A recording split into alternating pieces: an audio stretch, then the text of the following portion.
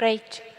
So I will end up with something that some of you people may find a bit amusing. The differences in consumption patterns between men and women in the rich parts of the world. But they are really quite serious, given that we have to lower the emissions of greenhouse gases very drastically in a very short time in our part of the world.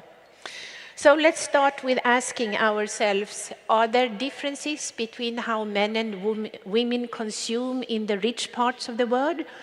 And I'm going to say yes. Sometimes when you look at the consumption patterns of men and women, and you look at the statistics, how women and men spend their money, for example, single men, single women, you get surprised that there is a consistent pattern that you thought were obsolete in a society like this. Like men spend their money more money on fuel and cars and machinery and hardware tools, and women spend their money on health care, clothes, they buy things to embellish their home. Men eat more outside, women less. Women drink, smoke less and consume less alcohol than men do. So the consumption patterns are quite gendered, even in a society that is as equal as in Sweden. And we looked at consumption patterns in several other countries, and they are the same. So what in these consumption patterns are of importance when it comes to differences in emissions of greenhouse gases? I think you are all quite aware of that in order to lower the emissions of climate change, consumption patterns are questioned.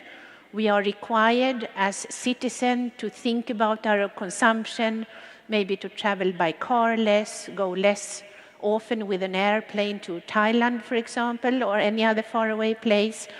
And perhaps you already heard that it's very good to lower the consumption of especially red meat, because the production of red meat is very polluting in terms of greenhouse gas emission, especially methane. So let's go back to the consumption patterns of men and women. In the studies I looked at, which covers the Western world, I must say I haven't found studies about consumption patterns between men and women in the poorer parts of the world. But there are quite a few studies of how men and women eat in different countries, United States, European countries, and so on. And there is a consistent difference which appears in all these studies, and it is that men eat more meat than women do. And a very common argument when you sort of bring forward this knowledge is, but men are heavier, they have a bigger body, so they need to eat more meat. So researchers have tried to adjust for body weight to see if there is still a difference that cannot be explained by body weight in the amount of meat intake. And there is such an unexplainable meat intake by men that cannot be attributed to their body weight. So why is there a difference in meat consumption between men and women? Well, I'm a natural scientist, so it's not really my research area, but of the literature I've been able to read, meat has for very long been a symbol of power. Rich people eat meat, not poor people and so on. And as we don't live in a gender equal world, not even in our societies in the Western world, this may be a remnant from the past. Men do eat more meat than women do, and they do eat more red meat. And as another speaker told before, a very large part of the global greenhouse gas emissions, some have calculated almost 20%, are related to meat production. And at the same time, when we calculate the emissions for different foods over the life cycle, taking together production, transportation, packing, all the stages, we end up with very high emissions per kilo for red meat, for example, 30 kilos per kilo of food, while for vegetables, we end up with less than 1 kilo per kilo of food.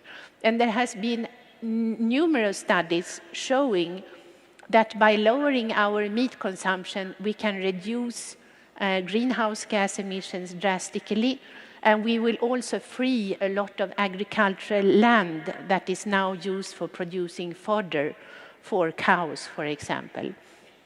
So the difference in consumption between men and women given different imprint when we calculate greenhouse gas emissions because of differences in meat consumption. Another area where we find consistent differences, and in this case we looked at single men and women in 4 European countries. It was Greece, Germany, Sweden, and Norway. And we took statistics from single households and looked how men and women, single men and women, spend their money, even when they have about the same income. And there is a consistent difference in the transportation area, where men tend to like to use more of their money for buying cars and fuel than women do. So even if a man has a very small income, a single man has a small income, he can still spend more money on fuel and cars than a woman, a single woman with a higher income. And we can translate this knowledge about how much money is spent on fuel and cars versus going by train, going by boat, for example, bicycling and so on. We can translate these consumption patterns into emissions of greenhouse gases. And we find that the transportation emissions for men are consistently higher than for women in this study of European countries. And this is also relevant. It was relevant for all the countries, even gender equal countries like Sweden and Norway. So we end up with the knowledge, and this has been pointed out on numerous occasions, that it's not only that we are rich people who have high per capita emissions in countries like Sweden and other Nordic countries. There are also differences within our countries. And these differences are largely related to how much money we have. The more money we spend, the richer we are, the more emissions because we buy a lot of stuff that were produced causing emissions during the production cycle. But there are also these differences between men and women which cannot be explained by income, by something else, which I think we should need to look further at, because we have the challenge ahead of us lowering our meat consumption and reducing the greenhouse gas emissions from our transportation patterns. So, in summary, what can we do with the knowledge that when men and women consume differently and cause different amounts in emissions of greenhouse gases? Well, I'm going to put forward some proposals. They haven't been accepted at the policy level yet, but it may be a point of discussion. First of all, we can think about whether or not we want separate statistics for energy use and greenhouse gases for men and women in a country as a matter of perhaps thinking about how gender equal we are, how big is the gap between the average man and the average woman. It's quite possible to make these calculations, and they have been made, for example, by Statistics Sweden, so it's possible to do that and to follow up as an indicator of gender inequality. I'm also thinking about whether we could use the knowledge of gender-based differences in consumption patterns when we devise policy instruments for change.